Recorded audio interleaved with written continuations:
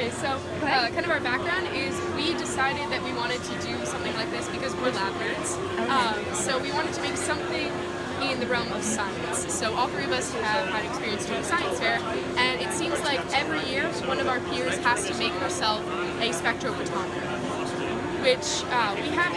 There's a form of it that is specialized in lab equipment, but the problem is that it's a $3,000 machine that only fits maybe 5 or 10 milliliters of solution in it, and all that solution has to be homogeneous. Oh wow.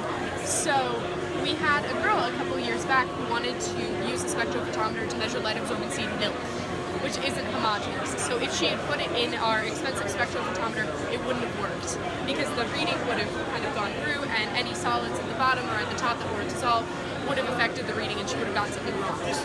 So she made one that was out of cardboard, and she used, so this is our condenser.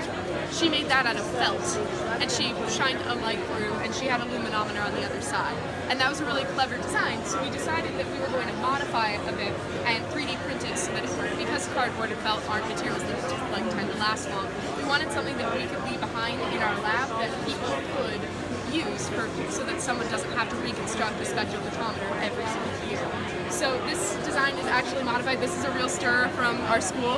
And then on the inside, Allie, can you take out the... So this is the shape. That's the outside the shell, and then on the inside, there you put the beaker in there with the solution. You put the magnetic stirrer into the beaker and put it onto the base, and then it mixes it up.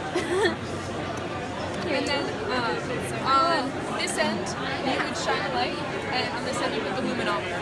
And because the light source is so close to the solution in here, we only need a very small condenser on this side. So on this side we have a bigger condenser to make sure that no light scatters on the way from the solution to the reader.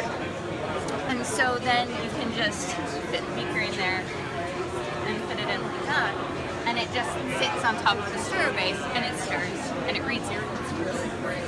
And we plan on printing it again.